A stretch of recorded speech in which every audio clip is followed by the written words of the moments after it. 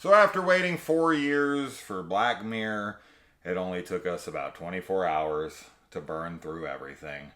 And now, who knows if we'll ever get another season, or if we do, I hope so. it might be years and years from now. We shall see. So this is Demon 79, and this starts very. It looks and resembles a film from the 70s. Yes, right? it does. Yeah. It's got this really grainy texture to it, and I like that because, you know, it reminds me of something like Ty West's House of the Devil. I thought the same thing. Right, or you know, some of these films that are trying to harken back to the 70s. Yeah. And it did that well in the beginning. They kind of ditched it. It did. Right. I love the opening because I did like the retro feel to it. Yeah. It would have been cool for it to have stayed that way throughout, definitely. Yeah. But it does ditch it. So very quickly. Yeah. Very quickly. It's just the but, opening. I was like, oh, are we gonna go like 70s horror here? Is it gonna look like House of the Devil? I thought so too, but nope. It doesn't look like that throughout, but this is still a really, really cool episode. I was a big fan of this episode. I loved it. Yeah, I thought it might have been... Oh? Well, I think it might be my, favorite, maybe. There's 3 this season that I'm, really big on, and it's hard to pick between them, so... Yeah. Yeah. For me, this one has... The reason that this one... Okay, if I was to try to make an argument for, which one I liked the most of this season, the reason... My argument for this one would be that this one has the characters I like most. Yeah. Right? Absolutely. I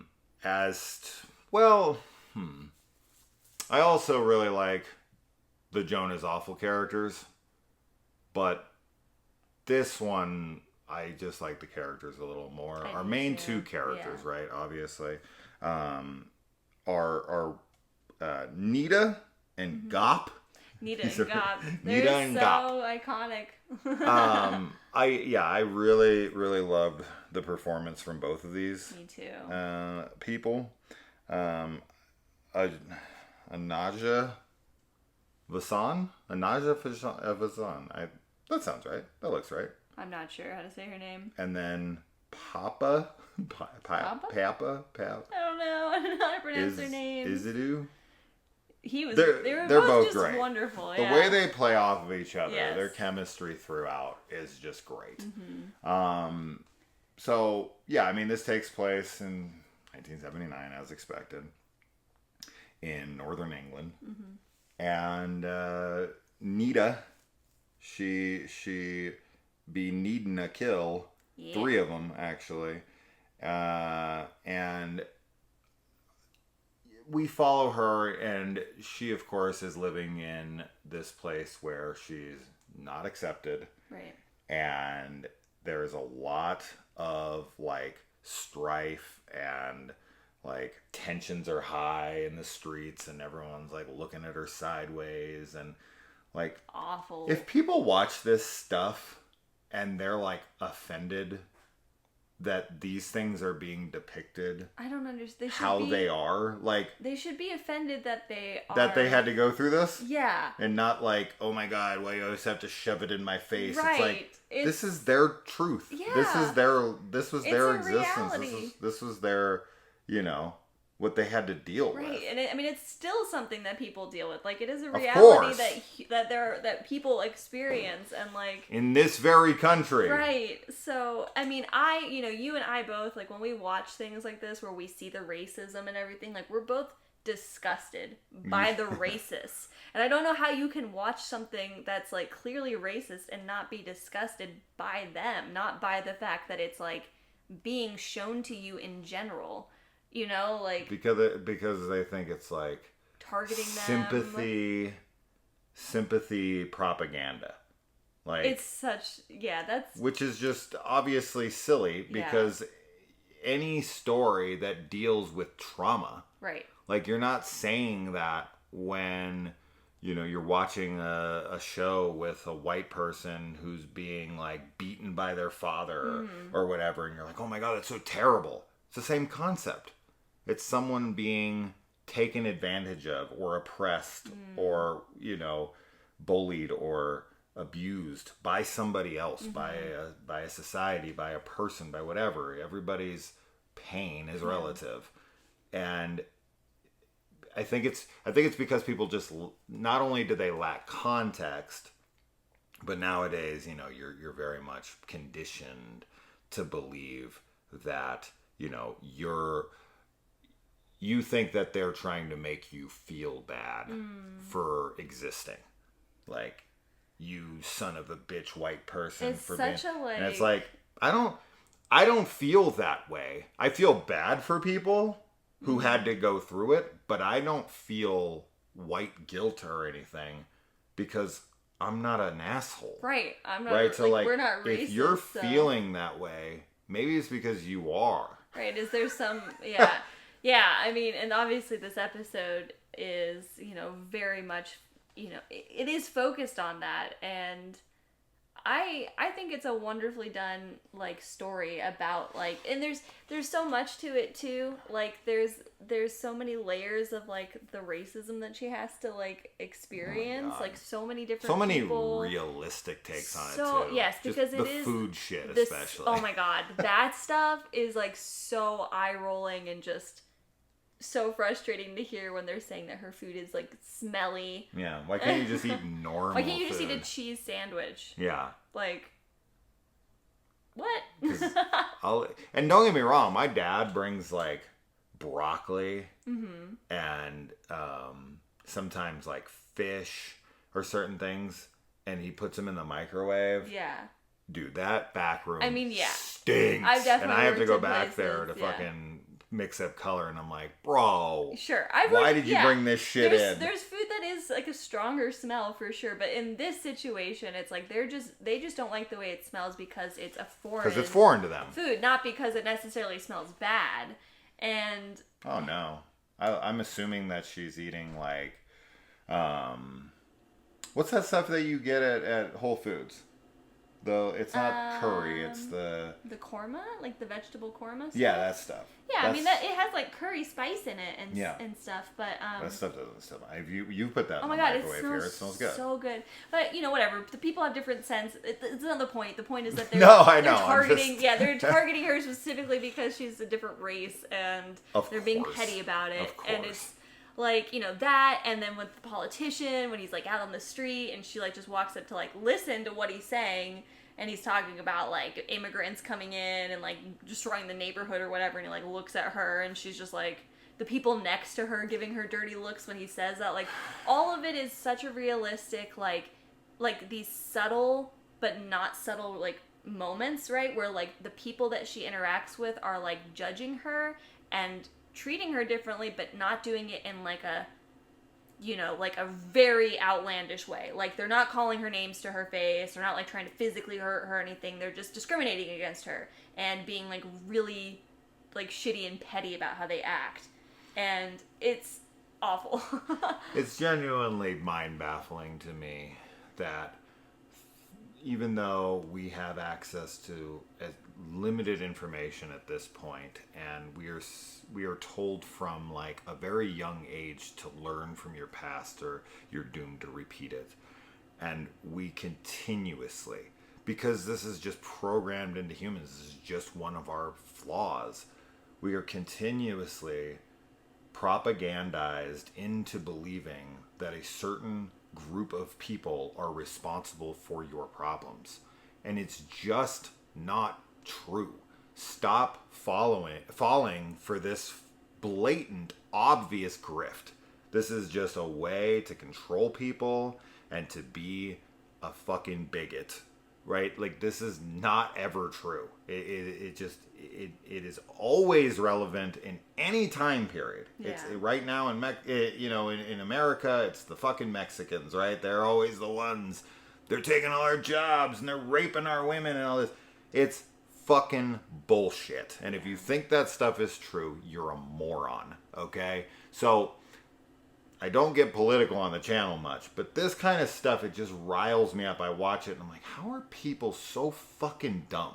And I know that the people who believe that are listening to this are like, no, you, sir, are dumb. You're the one that's falling for the woke liberal propaganda, you fucking this and that.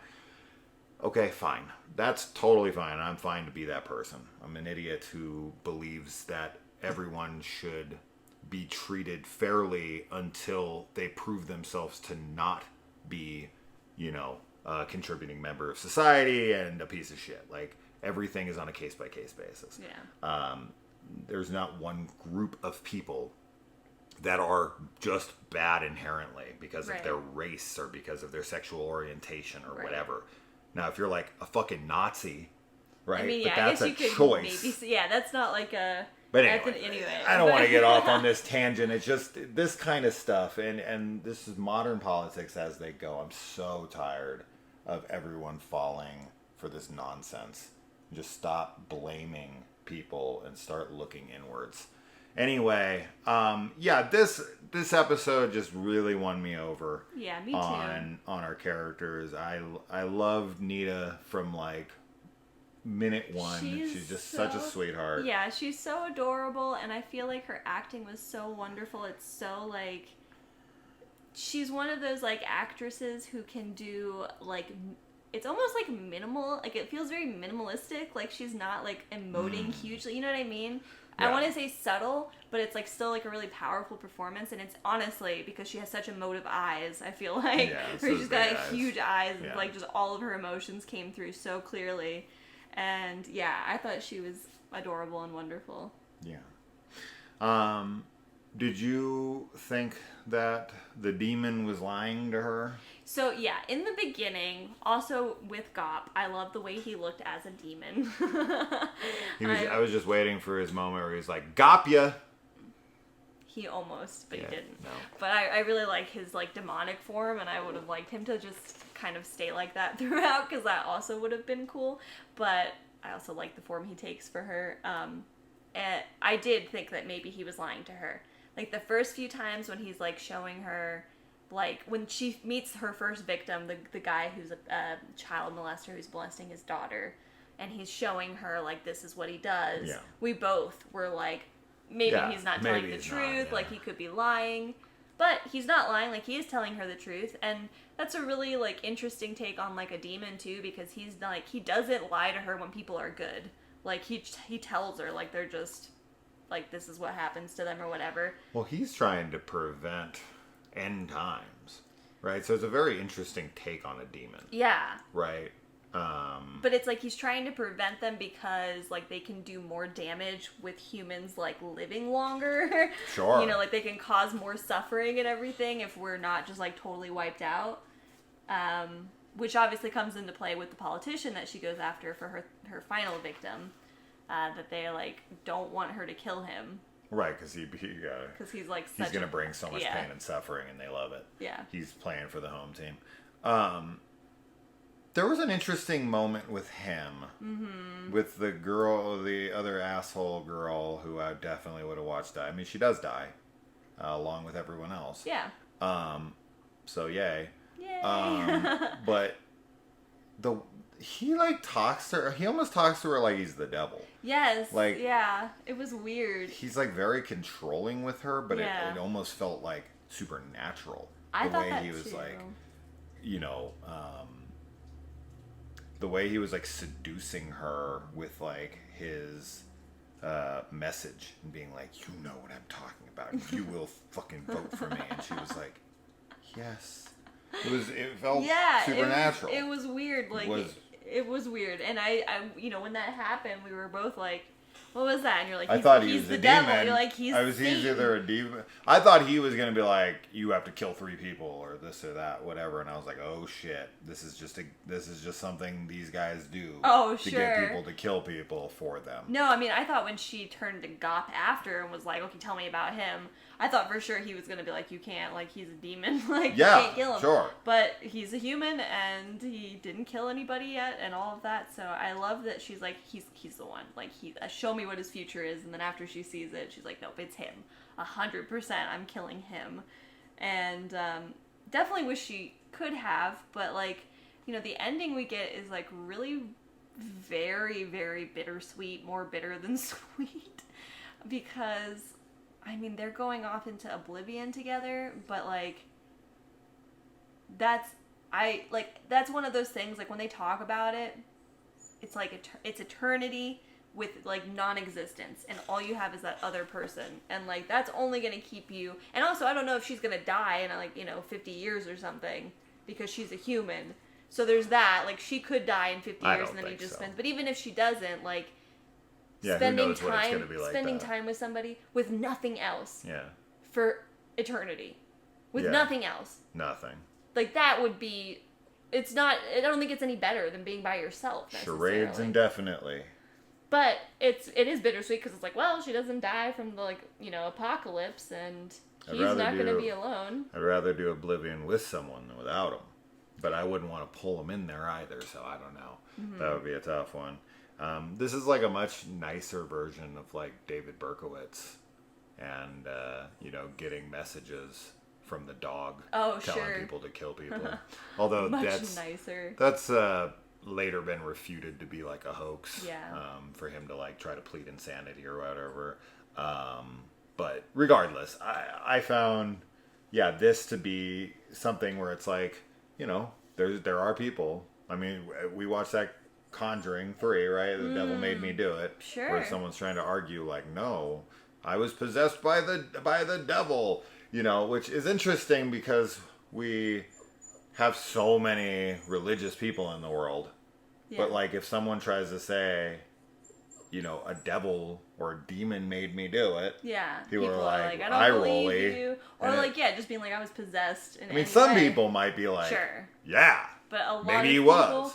I mean, there's religious people that are in law enforcement and like the judicial system and all kinds of stuff. And not that you can like, just because you believe that somebody was possessed by the devil, you can't like change the laws or whatever to make it so that they like get off, you know, their sentence. But of course, you would think could never that prove more people would believe and be like, that person was definitely like possessed. And you know, I mean, obviously possession and like stuff with demonic possession is very much like mental illness, right? Like it feels like an analogy for like people who don't understand what mental illness can do to you. Sure. And I mean, that's how demons came to be, right? Right. It's people trying to explain the actions of mentally ill people. And a lot of non-mentally ill people who were just like... Just evil. No, who were just regular people who were doing things they didn't like. Oh, sure. Right? Yeah, there's like that. Witchcraft and bullshit like that, where course. women were just like talking back to their husbands and they're like, witch, killer! I mean, I've always been very curious too, because like, you know, supposedly the Vatican has like, you know, in the vaults or whatever, like all these like real demonic possession like cases and stuff. So I would be like really curious like what the church deems as like legitimate like possession, because there are like, I mean, I know there's been cases where it's unexplainable in some ways, like how people are acting and moving their bodies and stuff, but at the same time, like it could still just be mental illness, and like if your brain believes something enough, like your body can kind of do like whatever. Sure. So, but I mean, this was a cool take on like the person who's saying the demon made me do it is like it's real. Yeah, it really happens. And of course, the technology in this episode is the nuclear bomb, right? If any horror has ever been attached to technology, that's the most horrific thing humans have ever created. Yes. So you want to talk about like legit technological terror. Oh my God, yeah. The fear of nuclear war under the USSR. Yeah. Terrifying stuff. Really? To live in that time period where people were constantly like genuinely fearing that a nuke was going to hit, and like kids were learning how to like duck under their tables like it was going to do something. Right. Oh my gosh. That stuff is just wild to live in that time. I mean, we're currently right now, I mean, ever since Oppenheimer and the Manhattan Project and all that stuff happened, we're always going to, from this point on, be under the fear of nuclear explosions or war. So And if you live really close to a nuclear power plant, you're always going to have a fear that there's going to be a meltdown. I mean, the odds are low, but there's still that fear. Like, yeah.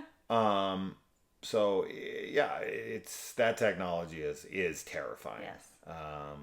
But this one's more obviously more demon centric. It kind of reminded me tonally of sort of that Cabinet of Curiosities episode with like the homely girl who wants to be pretty. I got that kind of feel for it too. Just the vibe in general, but yeah. So, yeah, I was definitely a big fan of this, and yeah, me too. That's that. So, Black Mirror season 6 complete. 5 episodes. These are never that long, but this episode was like an hour and 15 minutes long, so it was almost like a feature length film. It's truly, this episode is all about the characters. Yes. Right? Yeah. Like, there's nothing in here that's all that special when it comes to its story or anything. It's fine. But if it wasn't for these two actors and their chemistry and the way that it's a very dark comedy. Yeah, very dark comedy. This would probably be a more unremarkable episode. So you either buy into these characters and buy into the plight of Nita, or you're not gonna like it. Yeah. Yeah. So that's that. All right, guys, tell us what you think, especially about what I said earlier. Come at me. I don't give a fuck. And love you guys. Bye. Bye.